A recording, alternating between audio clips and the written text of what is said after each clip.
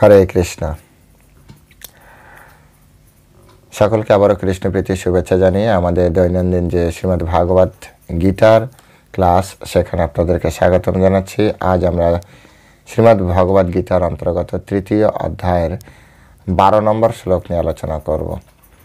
শ্লোকটি অত্যন্ত প্র্যাকটিক্যাল, আমাদের মনুষ্য জীবনে অনেক কিছু শেখার আছে, তো সকলে মনোযোগ দিয়ে শ্রবণ করবেন। তো চলুন শুরু করি। নম ওম বিষ্ণুপাদায় কৃষ্ণপ্রেষ্ঠায় ভূতলে শ্রীমতে ভক্তি বেদান্ত স্বামিনীতি নামিনে নমস্তে সারস্বতী দেবী গৌরবাণী প্রচারিণে নির্বিশেষ শূন্যবাদী পাশ্চাত্য দেশতারিণে বাঞ্ছা কল্পতরুর্ভশ্চ কৃপা সিন্ধু ব্যবচ পতিতানাং পাবনেভ্যো বৈষ্ণবেভ্যো জয় অনন্ত কোটি বৈষ্ণববৃন্দ কি জয়, শিল প্রভুপাদ কি জয়, শ্রীমদ্ ভাগবত গীতা শ্রবণকারী গৌর ভক্তবৃন্দ কি জয়। ওম নমো ভগবতে বাসুদেবায়। ওম নমো ভগবতে বাসুদেবায়। ওম নমো ভগবতে বাসুদেবায়। শ্রীমদ্ ভাগবত গীতা তৃতীয় অধ্যায় কর্মযোগ, শ্লোক নম্বর 12। ইষ্টন ভোগান হিব দেবা দাস্বন্তে যজ্ঞ ভাবিতা তদৈ ত্বয়ি দত্ত্বন অপ্রদায় ভা যো ভোক্তিস্তেন এব শাম। ইষ্টন ভোগান হিব দেবা দাস্বন্তে যজ্ঞ ভাবিতা ত্বয়ি দত্ত্বন অপ্রদায় ভা যো ভোক্তিস্তেন এব শাম। হরে কৃষ্ণ। তো এখন আমরা এই সংস্কৃত শ্লোকের শিল প্রভুপাদ কর্তৃক যে বাংলা ভাষা অনুবাদ দেওয়া হয়েছে সেই অনুবাদ এবং তাৎপর্যের আলোকে আমরা বিষয়টি বোঝার চেষ্টা করব, আমাদের নিজেদের জীবনে কিভাবে এটির প্রয়োগ করে এই জগতে আমরা ভালো থাকতে পারি। তো আসুন অনুবাদটি আমরা শ্রবণ করি। যজ্ঞের ফলে সন্তুষ্ট হয়ে দেবতারা তোমাদের বাঞ্ছিত ভোগ্যবস্তু প্রদান করবেন, কিন্তু দেবতাদের প্রদত্ত বস্তু তাদের নিবেদন না করে যে ভোগ করে সে নিশ্চয়ই চোর। বলছে যজ্ঞের ফলে সন্তুষ্ট হয়ে দেবতারা তোমার বাঞ্ছিত ভোগ্যবস্তু প্রদান করবেন, কিন্তু দেবতাদের প্রদত্ত বস্তু তাদের নিবেদন না করে যে ভোগ করে সে নিশ্চয়ই চোর। হরে কৃষ্ণ। জয় শিল প্রভুপাদ কি জয়। তো এই শ্লোকটি আগের শ্লোকের সাথে যুক্ত। আগের শ্লোকে কি বলা হয়েছে যে তোমাদের যজ্ঞ অনুষ্ঠানে প্রীত হয়ে দেবতারা তোমাদের প্রীতি সাধন করবে, এবং বলা হয়েছে এভাবে পরস্পরের প্রীতি সম্পাদন করার মাধ্যমে তোমরা পরম মঙ্গল লাভ করবে, উভয়ের প্রীতি সম্পাদন হবে। তাই বলছে যে এখন যোগ অনুষ্ঠান করলে করার পরে দেবতাগণ আমাদেরকে আমাদের কাম্যবস্তু প্রদান করলো, কিন্তু আমরা যদি সেটা ওনাদেরকে নিবেদন না করে শুধু শুধু নিজেরাই ভোগ করি তাহলে সেক্ষেত্রে সেটা আমাদেরকে বলা হচ্ছে চোর, চুরি করা হচ্ছে। বলবেন এটা কেমন করে হয়? বিভিন্ন ধরনের উদাহরণ দেওয়া যেতে পারে। ধরুন আপনি পিতার কাছে বা মায়ের কাছে কিছু চেয়েছেন, মা আপনাকে সেটা দিয়েছে, এবার আপনি যদি সেটা আবার মাকে পুনরায় ফিরিয়ে দিন, মায়ের নিমিত্তে পিতার নিমিত্তে যদি আপনি নিবেদন করেন তাহলে তারা খুশি হবেন। যেভাবে একটা পরিবারের প্রধান থাকে পিতা, পিতাই সব কিছু প্রদান করেন আমাদের। তো খেতে বসে যখন ভালো ভালো বিষয়গুলি পিতারকে প্রদান করা হয় তো সেক্ষেত্রে পিতা খুশি হয়, যদিও এই সমস্ত ভালো দ্রব্য না পিতা খায় না পিতা গ্রহণ করবেন, কিন্তু সন্তানের যে মনোভাব সেই মনোভাবটি গ্রহণ করবেন। ঠিক একইভাবে যজ্ঞ অনুষ্ঠান করার ফলে দেবতারা তো আমাদেরকে দিচ্ছেন, কি দিচ্ছেন? আলো, বাতাস, সব কিছু, যা আমরা কখনোই সৃষ্টি করতে পারি না। আমাদের বর্তমানে মডার্ন টেকনোলজি কত উন্নত, কত উন্নত, কত উন্নত সবাই জানে। সায়েন্সের নামে সবাই মডার্ন টেকনোলজি নিয়ে আছে, কিন্তু একবার বিচার করে দেখুন তো আজ অবধি মানুষ বেঁচে থাকার জন্য একটা শস্যদানা কি মডার্ন টেকনোলজি তৈরি করতে পেরেছে? বলবেন যে হ্যাঁ, আমরা তো অনেক ক্রস করেছি, আমরা অনেক সংকরজাত ফল তৈরি করেছি। দেখুন, ক্রস করা, হাইব্রিড তৈরি করা এটা একটা বিষয়, কিন্তু একেবারে পুরোপুরি নূতন কোনো একটা খাদ্যদ্রব্য তৈরি করেছে সম্ভব হয়েছে? আজ অবধি সূর্যের আলোকে ব্যবহার না করে নূতন কোনো সিস্টেম চালু করা হয়েছে? বলবেন এই যে আমাদের ইলেকট্রিসিটি, বাল্ব, সূর্যের আলো না থাকলে ইলেকট্রিসিটিও নষ্ট হয়ে যাবে।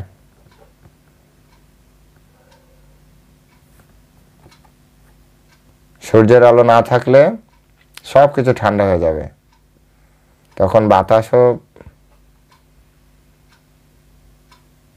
সেভাবে কাজ করবে না, নদীর জল শুকিয়ে যাবে, শুকিয়ে যাবে না, বরফ হয়ে যাবে। তো তখন যে জল প্রবাহের মাধ্যমে যে বিদ্যুৎ তৈরি হয় সেটাও আর পাবেন না।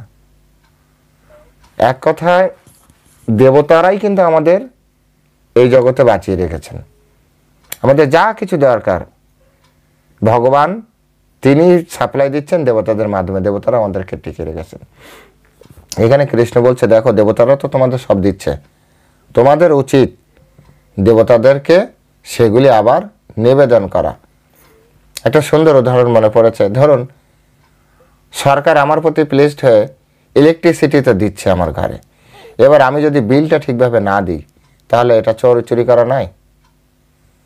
অথবা বাড়ির পাশ দিয়ে একটা বড় লাইন গিয়েছে, আপনি ঘরে মানে সরকারের কাছ থেকে বলে আপনি লাইন না নিয়ে আপনি এরকম হুক দিয়ে, অনেকে করেন হুক দিয়ে কারেন্টের লাইন নেয়, তো এটা চুরি করা নয়? বলবেন হ্যাঁ, আমি তো এই দেশের নাগরিক, আমি এই দেশের সন্তান, আর বর্তমান যে গণতান্ত্রিক দেশ, আমার দ্বারা রাজা হয়েছে, মন্ত্রী হয়েছে, তাই এই সব কিছুতে আমার অধিকার। হ্যাঁ ঠিক আছে, অধিকার, কিন্তু অধিকারের পরেও কিছু লিগ্যালিটি মেনটেন করতে হয়। আপনাকে আবেদন করতে হবে, সরকার আপনার ঘরে মিটার বসিয়ে দিয়ে যাবে এবং সেই মিটারে যা আসবে সেই অনুযায়ী আপনাকে বিল পে করতে হয়। কেন? আমরা তো ট্যাক্স দিচ্ছি, আমাদের টাকায় তো বিদ্যুৎ দিচ্ছে আমাদেরকে, আমাদের টাকায় বিদ্যুৎ দিয়ে আবার ওই বিদ্যুতের উপরে আমাদের কাছ থেকে টাকা নিচ্ছে সিস্টেম। ঠিক একইভাবে আমাদের যজ্ঞের মাধ্যমে দেবতারা আমাদেরকে সন্তুষ্ট করবে, আমাদের যা কিছু দরকার, কিন্তু সেটা আবার দেবতাদেরকে রিটার্ন করতে হবে। আর যদি এটা কেউ না করে তাহলে সে চোর। আজকে বর্তমান যে সভ্যতা, বর্তমান যে সমাজ ব্যবস্থায়, সেই সমাজ ব্যবস্থায় মানুষ এত অস্থিতিশীল কেন? মানুষের ভিতরে এক দুঃখ, দুর্দশা বা বিভিন্ন ধরনের প্রবলেম কেন?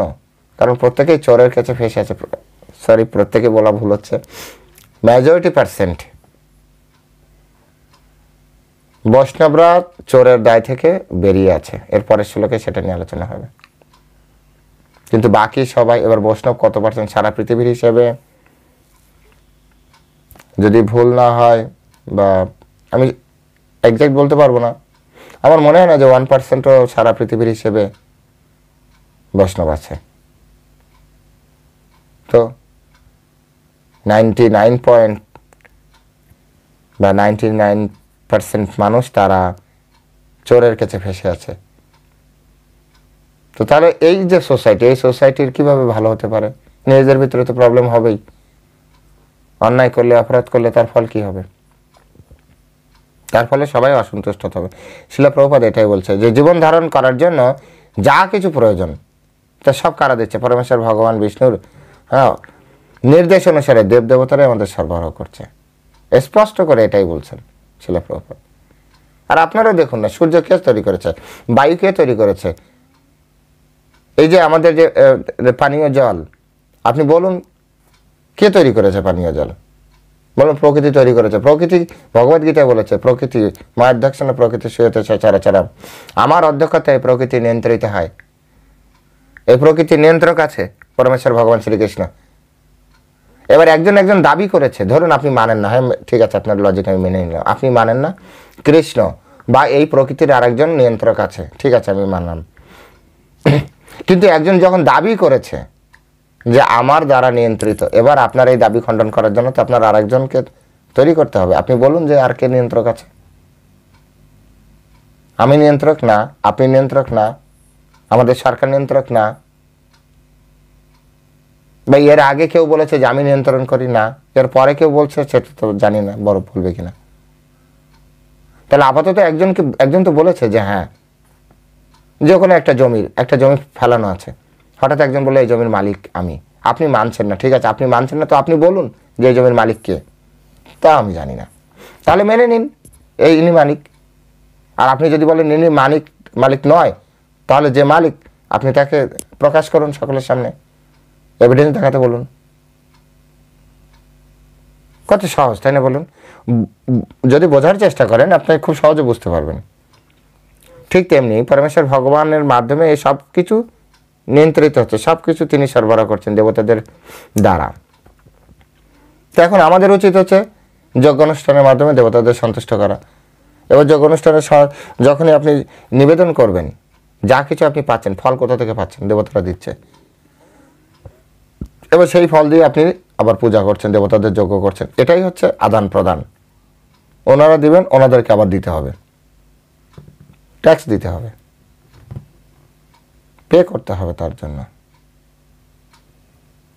আর ওনারা আপনাকে যতটা দিচ্ছে অতটা নিয়ে যাবে না। আপনাকে হয়তো গোলা ভরা চাল দিয়েছে, আপনাকে গোলা ভরা চাল ওরা নিয়ে যাবে, ধান নিয়ে যাবে না। ওরা গোলা ভরা ধান দেওয়ার ফলে গোলা ভরা ধান ওরা কিন্তু নিয়ে যাবে না।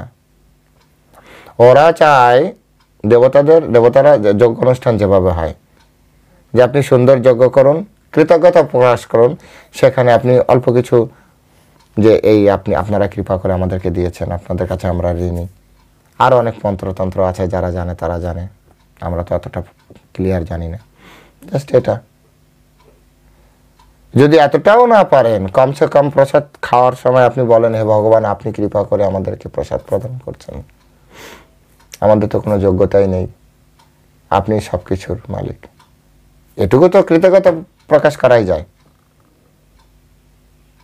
গঙ্গায় নেমে গঙ্গা জল তুলে আমি আপনাকে আপনার চরণে গঙ্গা জল অর্পণ করলাম। বেল গাছ আমাকে তৈরি করতে হয়নি, বেলপাতা ছিঁড়ে আমি শিবের মাথায় দিব, তাতে কত কৃপণতা। এতগুলো বেলপাতা দিতে হয়? দুধ আমাদের তৈরি না, দুধ কত ইউটিউবে কত ভিডিও পাই, কত লোকে কত ধরনের কথা বলে। এত দুধ গরিব মানুষকে খাওয়ালে কত লাভ হতো, কেন ভগবানের মাথায় এত দুধ ঢালা হচ্ছে? কত ধরনের যুক্তি ভগবানের ব্যাপারে। হ্যাঁ, যেটা আসলে প্রকৃত, যেখান থেকে পাচ্ছে, আপনি বলুন না। কে দিয়েছে দুধ? পরমেশ্বর ভগবান দিচ্ছে। পরমেশ্বর ভগবানই সব কিছু অ্যারেঞ্জ করছেন। তো ভগবানের দেওয়া জিনিস, ভগবানের সন্তুষ্টি বিধানের জন্য ভগবান কি শুধু এইভাবেই সন্তুষ্ট হয়? শাস্ত্রে যেভাবে নির্দেশ আছে সেভাবে করলে ভগবান সন্তুষ্ট হয়। আমি আপনি তো পুরোপুরি জানি না, জানি কি বলুন? কতটা জ্ঞান আছে আপনার আমার ভেতরে? আমাদের শরীর কিভাবে চলে সেটাও আমরা জানি না। আপনারা কি কখনো দেখেননি ডাক্তাররাও অসুস্থ হয়ে পড়ে? তার মানে পুরো শরীরটা কিভাবে তৈরি, কিভাবে চলে, এটা ডাক্তারদের কাছে এখনো পুরো জ্ঞান নেই।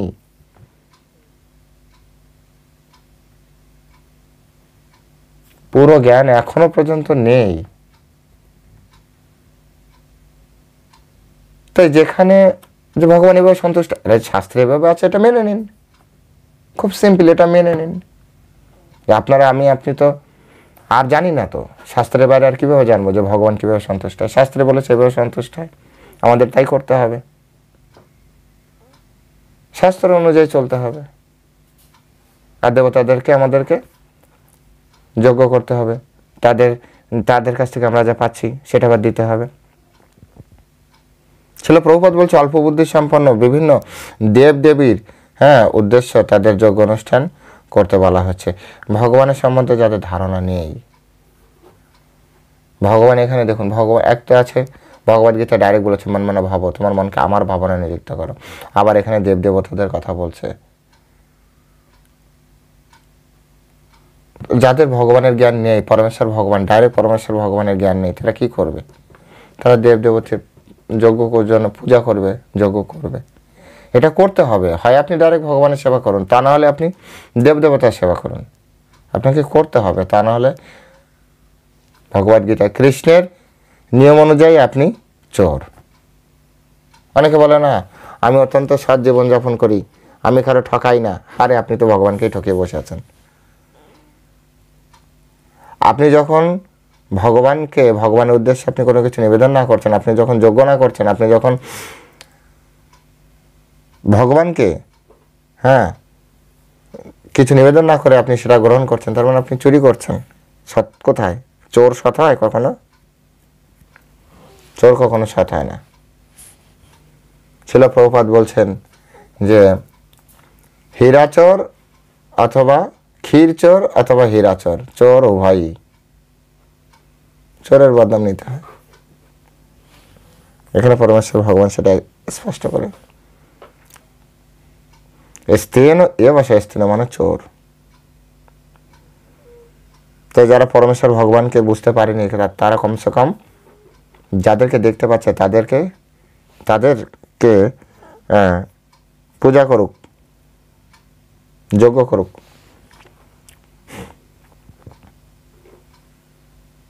এবং মানুষ যে বিভিন্ন জড় গুণের দ্বারা প্রভাবিত, সেই অনুসারে সে বিভিন্ন দেবদেবতার পূজা করে, জানেন? সেই অনুসারী পূজা করে। যারা সত্যগুণে আছে তারা সত্যগুণে দেবতাদের পূজা করবে, যারা রজগুণে আছে তারা রজগুণে সেই ভাব অনুযায়ী, যারা তমগুণে আছে সেই তমগুণের ভাব অনুযায়ী তারা পূজা করবে। সব কিছু নির্ধারিত আছে, বিভ্রান্ত হওয়ার কোনো কারণ নেই। সনাতন ধর্ম ভাস্ট ধর্ম। সনাতন ধর্ম হচ্ছে অক্সফোর্ড ডিকশনারি, আর অন্যান্য ধর্ম হচ্ছে পকেট ডিকশনারি, যেখানে অল্পতে আপনি সব কিছু ডাইরেক্ট নির্দেশ দেওয়া আছে। কিন্তু সনাতন ধর্ম অক্সফোর্ড ডিকশনারি, অনেকটা খুঁজতে হচ্ছে। এখানে সব কিছু সুন্দরভাবে দেওয়া আছে, হয় নিজে খুঁজুন, তা নাহলে যিনি জানেন তার দ্বারা আপনি শিখে নিন কীভাবে খুঁজতে হয়, তার তত্ত্বাবধানে থাকুন। আমরা ইসকনের তত্ত্বাবধানে আছি, গৌড়ীয় বৈষ্ণবদের তত্ত্বাবধানে আছি, শিল প্রভুপাদের তত্ত্বাবধানে আছি, ভক্তি সিদ্ধান্ত সরস্বতী ঠাকুরের তত্ত্বাবধানে আছি, ভক্তি বিনোদ ঠাকুরের তত্ত্বাবধানে আছি, গৌড় কিশোর দাস বাবাজির তত্ত্বাবধানে আছে, জগন্নাথ দাস বাবাজির তত্ত্বাবধানে আছে, আলটিমেট আমরা পরমেশ্বর ভগবান শ্রীকৃষ্ণ চৈতন্য মহাপ্রভুর তত্ত্বাবধানে আছি। তিনি এই শাস্ত্র গ্রন্থ আমাদের সামনে দিয়ে গিয়েছেন। তিনি নিজে কোনো কিছু লেখেননি, তিনি বলেছেন গীতা যা আছে এটাই রাইট, ভাগবতমে যা আছে এটাই রাইট। আমাদেরকে এগুলো বুঝতে হবে যে আপনি যেমন, আপনার গুণ যেমন, আপনাকে জোর করলে হবে না, বা আপনি আমাকে জোর করতে পারবেন না। আর জোর করলেও যে আমি আপনার কথা শুনবো বা আপনি আমার কথা শুনবেন এমনও নন, কারণ আমরা সম্পূর্ণ গুণের দ্বারা প্রভাবিত, গুণের দ্বারা, সম্পূর্ণভাবে গুণের দ্বারা প্রভাবিত। যে যার গুণ, সেই গুণ অনুযায়ী সে কোনো না কোনো স্টেজ নিয়েই নেবে, সে ফিট হয়ে যাবে ওই স্টেজে। গুণ একটা খুব খুব গুরুত্বপূর্ণ। এই যে সত্য রজ তম গুণ অত্যন্ত গুরুত্বপূর্ণ ভূমিকা পালন করে আমাদের জীবন পরিচালনার, সোশ্যালাইজেশনের ক্ষেত্রে, যেটা সোশ্যালাইজেশন বলা হয় সোশ্যোলজির ভাষায়, অত্যন্ত বড় কাজ করে। তো সেই জন্য আলটিমেট আমাদের এটা করতে হবে। হয় ভগবানের সেবা, নয় দেবতাদের সেবা করতে হবে, এছাড়া আমাদের অন্য কোনো উপায় নেই। তাই জীবনের বলছে যে শিল প্রভুপাদ বলছে যে যাতে আমরা আত্ম উপলব্ধির জন্য সচ্ছল জীবনযাপন করে জীবনের পরম লক্ষ্যে পরিচালিত হতে পারি, অর্থাৎ যাকে বলা হয় জড়জাগতিক জীবন সংগ্রাম থেকে চিরতরে মুক্তি। এই যে জড়জাগতিক, যতক্ষণ আমাদের জীবন এই জড়দেহ আছে ততক্ষণ পর্যন্ত আমাদের কষ্ট করতে হচ্ছে, বিভিন্নভাবে বিভিন্ন ধরনের কষ্ট করতে হচ্ছে। তো এটা কতদিন করবেন? ভগবানের কাছে যতদিন আমরা ফিরে না যাব ততদিন আমাদের এই জড়জগতের যে জার্নি সেটা শেষ হবে না। শঙ্করাচার্য বলেছেন পুনরপি জননম পুনরপি মরণম পুনরপি জননী জঠরে শয়নম। বারবার জন্ম, বারবার মৃত্যু, বারবার কোনো না কোনো মায়ের গর্ভে আমাদেরকে প্রবেশ করতে হচ্ছে। তো এই জার্নি শেষ হচ্ছে না। তো জার্নি শেষ করার জন্য আমাদের কৃষ্ণচরণে আত্মসমর্পণ করতে হবে। আলটিমেট এটাই হচ্ছে আমাদের এটা শিক্ষা, ভগবদ্গীতার এটাই শিক্ষা।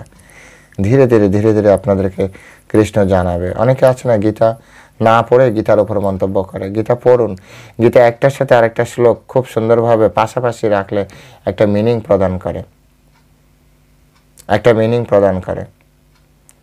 আমাদের জীবনে চিরতরে মুক্ত হতে হবে, চিরতরে। এই যে জড় জগতের যে এই যে জড় শরীর, এই শরীর থেকে আমাদেরকে মুক্ত হওয়ার চেষ্টা করতে হবে। এবং জীবনের চরম উদ্দেশ্য সাধিত হয় যজ্ঞ অনুষ্ঠান করার মাধ্যমে। যদি আমরা যজ্ঞ, কারণ যজ্ঞ বই বিষ্ণু, বিষ্ণুর পৃথিবী দানের জন্য এই যজ্ঞ করা হয়, অন্য কোনো উপায় নেই। অন্যত্র লোকায়ম কর্মবন্ধনের আগে শ্লোকে পড়েছি। অন্য যে কোনো ধরনের কর্ম আপনি করলে করতে পারেন, কিন্তু পরমেশ্বর ভগবান বলছে অন্যত্র লোকায়ম কর্মবন্ধন। অন্য যে কোনো ধরনের কর্ম যদি আপনি করেন, আপনার কিন্তু কর্মবন্ধন নিশ্চিত। যজ্ঞ অর্থাৎ কর্ম অন্যত্র লোকায়ম কর্মবন্ধন। অন্য যে কোনো ধরনের কর্ম করলে এই জড় জগতে আপনার বন্ধন হবে। এবার অনেকে বন্ধন দশা মানতে চায় না, বুঝতে চায় না। কি ওই যে বললাম, সবার এক একটা লেভেল থাকে, সেই লেভেল অনুযায়ী বোঝে। এখন যে যে লেভেলে থাকে সেই লেভেলটাকে সে শ্রেষ্ঠ মনে করে। যেমন আমি ভাবি হয়তো এই ভক্তি জীবনটাই সব থেকে শ্রেষ্ঠ। আমার অনেক বন্ধু বান্ধব ভাবে কি পাগলামি করছে এই ছেলেটি। আমরা ওদেরকে ভাবি আরে জড় জগতে থেকে কত কষ্ট পাচ্ছে, কি পাগলামি করছে, ভক্তি করবে। উভয়কে পাগল ভাবছি। এই যে ভাবার যে কারণ, সেটা হচ্ছে লেভেল, জ্ঞানের লেভেল। আমি যে লেভেল আছি সেই লেভেল থেকে অপরকে দেখছি, যে অ্যাঙ্গেলে আমি আছি সেই অ্যাঙ্গেলে থেকে আমি ওকে দেখছি, আর ও যে অ্যাঙ্গেলে থেকে আছে সেই অ্যাঙ্গেল থেকে আমাকে দেখছে, এছাড়া আর কি। কিন্তু যদি আমরা ভগবদ্গীতাকে মেনে নিই না, ভগবদ্গীতা হচ্ছে অ্যাবসলিউট ট্রুথ, পরমেশ্বর ভগবান তিনি এটা জানিয়েছেন। তো আমরা যদি তার কথাটা মেনে নিই, তাহলে আমাদের ভিতরে একটা সলিউশন আসবে। আপনি বলবেন যে আপনার কথা আমি কেন মানবো, আমি বলবো আপনার কথা কেন মানবো। ঠিক আছে, ভগবানকে তো মেনে নিন। হ্যাঁ, ভগবানকে মেনে নেওয়া যায়। তো ঠিক আছে, দেখুন ভগবান কোথায় কথা বলেছে, গীতায় কথা বলেছে, নিজে কথা বলেছে গীতায়। আমাদের বৈদিক শাস্ত্রে খুব কম শাস্ত্র আছে যেখানে ডাইরেক্ট ভগবান উপদেশ দিয়েছে। তার ভিতরে গীতা একটা, বরাহ পুরাণ একটা, গরুড় পুরাণ একটা। গরুড় পুরাণটা পুরোটাই হচ্ছে পরমেশ্বর ভগবান কথা বলেছে। বরাহ পুরাণটাও তাই।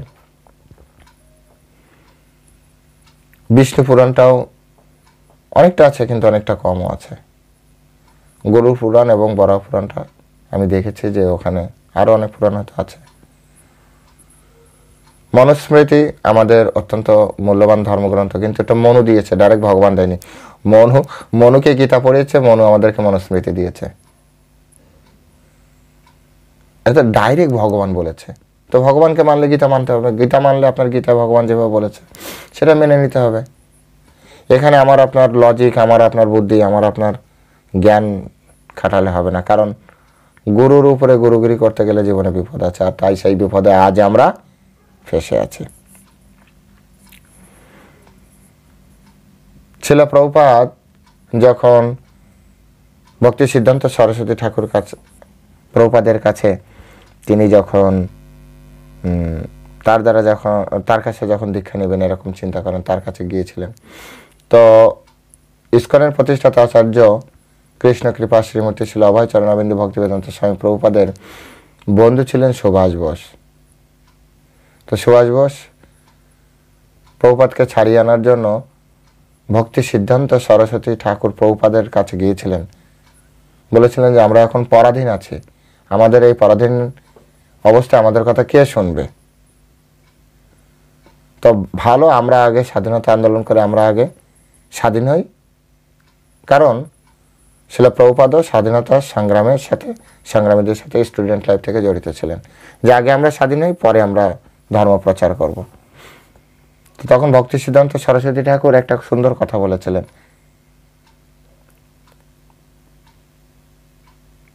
খুব সুন্দর কথা বলেছিলেন।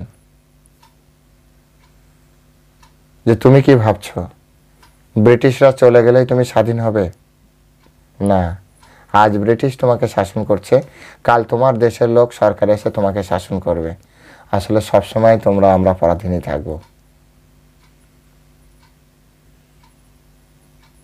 এই কথাটা যদি আপনারা বুঝতে পারেন তাহলে বর্তমানে অনেক যে বিষয়গুলো আলোচনা হচ্ছে সে বিষয়গুলো থেকে আপনারা বুঝতে পারবেন। শিলা প্রভুপাদের এই শিক্ষাটা থেকে আমাদেরকে বুঝতে হবে,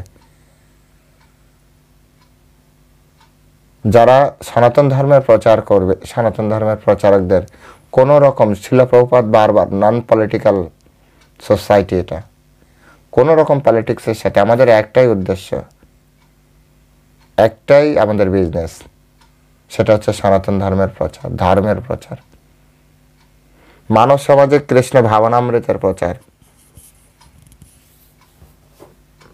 কে গ্রহণ করবে কে গ্রহণ করবে না, কে থাকবে কে থাকবে না, এটা ডাজন্ট ম্যাটার। শিলা প্রভুপাদ তৎকালীন সময় কত বড় সমস্যা, কিন্তু তিনি কোনো দিকে মন না দিয়ে, কোনো দিকে না তাকিয়ে শুধুমাত্র কৃষ্ণ ভাবনামৃত প্রচার করেছেন।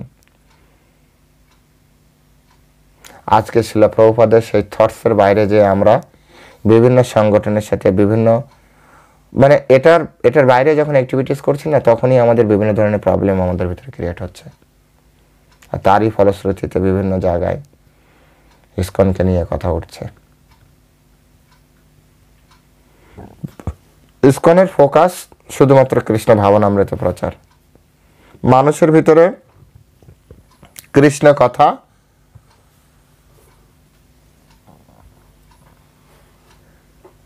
জাগানো, কৃষ্ণ বিষয়ক চেতনা জাগ্রত করাই হচ্ছে ইসকনের একমাত্র কাজ। সবাই বুঝবে হয়তোবা না,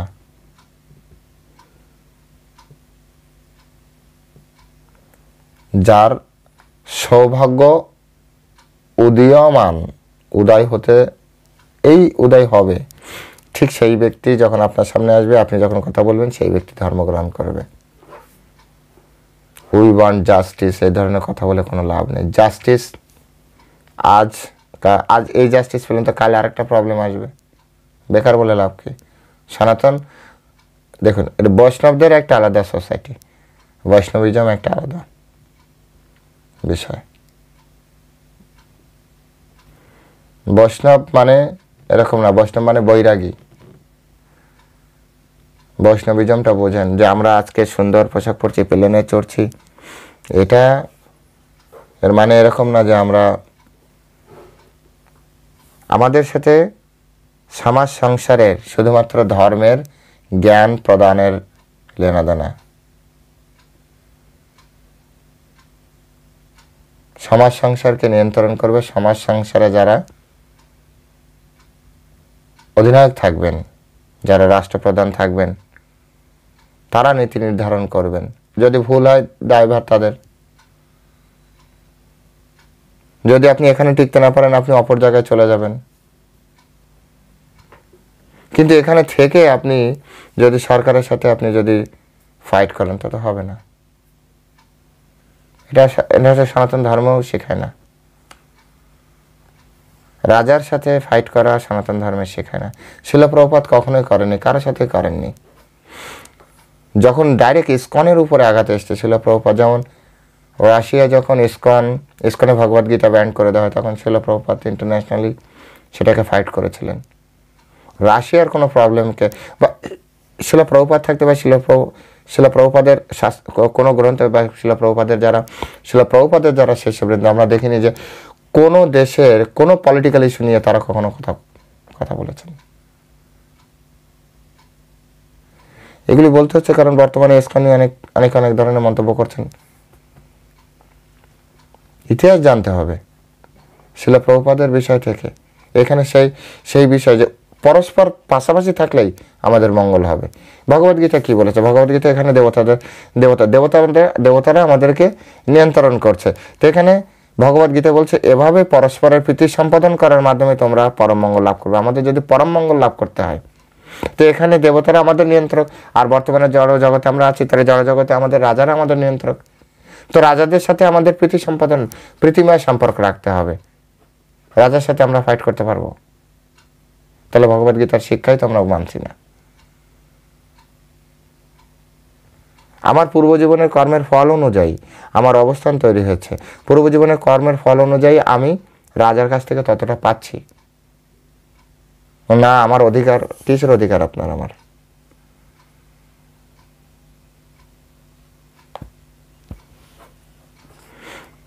এই জন্য আসলে লেভেল থাকতে হবে, বোঝার একটা লেভেল থাকতে হবে।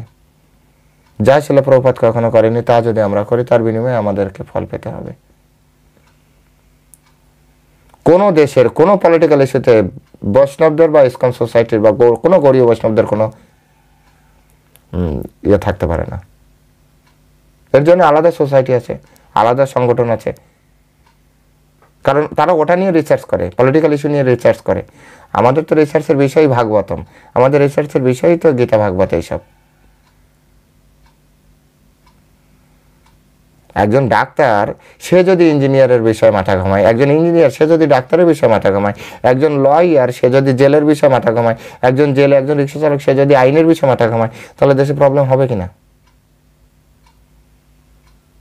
ঠিক তেমনি যারা ধর্মকে সামনে নিয়ে বিজনেস করছে, পলিটিক্স করছে, তাদের কথা আলাদা। কিন্তু যারা শুধুমাত্র ধর্ম প্রচার করে, তাদের কাছে না হিন্দু আছে, না মুসলিম আছে, না খ্রিস্টান আছে। শিল প্রভুপাদ কবে বলেছে কে মুসলিম কে হিন্দু?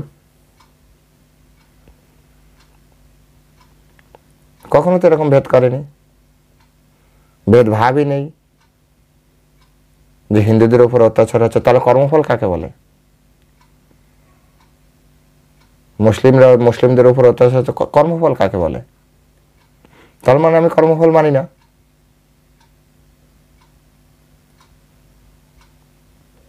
তাই ভগবদ গীতাকে বোঝার চেষ্টা করতে হবে। আপনারা দয়া করে ভগবদ গীতাকে রেগুলার পড়ুন, ভগবদ গীতাকে বোঝার চেষ্টা করুন। এই শ্লোক দুটি যদি আজ আপনারা বিচার করেন, হ্যাঁ, অর্থাৎ তৃতীয় অধ্যায়ের 11 এবং 12 এই দুটি শ্লোক যদি আপনারা বিচার করেন, তাহলে দেখবেন আজকে বর্তমান সময়ে যে ইসকন ইস্যু তৈরি হয়েছে সেগুলি আর থাকবে না। এখানে স্পষ্ট করে বলছে আমাদের প্রত্যেকের সাথে, হ্যাঁ, প্রীতি সম্পর্ক রাখতে হবে। বিশেষ যারা নিয়ন্ত্রক, এখানে দেবতাদেরকে নিয়ন্ত্রক বলা হচ্ছে, দেবতাদের সাথে আমাদের প্রীতিময় সম্পর্ক রাখতে হবে। ভগবানকে একেবারে প্রত্যেকটা ঘটনার কি আলাদা আলাদা কি বিবরণ লিখবেন নাকি? এটাই গীতা হচ্ছে কোডিং ভাষায় লেখা। প্রত্যেকের কথা কেন গীতা বলে? গীতায় এমনভাবে কথাগুলো উপস্থাপন করা হচ্ছে প্রত্যেকের জীবনে সেটা সেট হবে, যে কোনো সময় এটা আমাদের সেট হবে। এগুলো আমাদের বুঝতে হবে। কে পড়ে গীতা, কে বুঝে গীতা?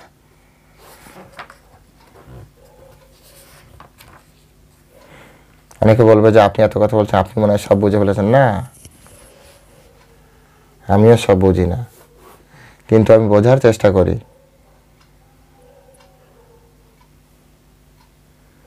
আজকে যাদেরকে আমরা হিন্দু ভাবছি, তারা সকলে কি ভগবানকে নিবেদন করে দিচ্ছে সব কিছু প্রসাদ ভুজি? না তো। আজকে যে সকল হিন্দুদের কথা ভাবছি, তারা সকলে কি দেবতাদেরকে যা কিছু পাচ্ছে তারা কি দেবতাদেরকে নিবেদন করছে? না, তা তো চোর। তো চোরদের উপরে তো হবে, তো শাস্তির একটা ব্যাপার আসছে না? আলটিমেট কি হচ্ছে? আলটিমেট রেজাল্ট হচ্ছে ভগবানের কাছে তারা দায়ী, দোষী। আমি কেন ছাড়ানোর চেষ্টা করছি? একজন দোষী ব্যক্তিকে একজন অ্যাডভোকেট দিয়ে তাকে ছাড়িয়ে নিয়ে আসে, এটা কি ভালো কাজ?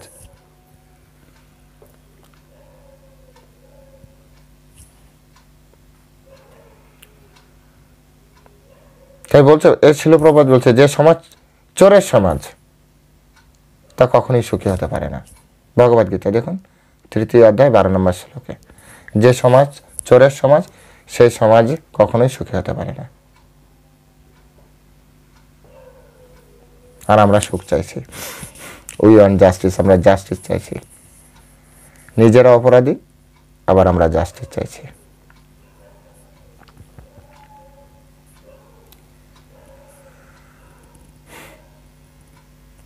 কেননা তাদের জীবনের কোনো উদ্দেশ্য নেই।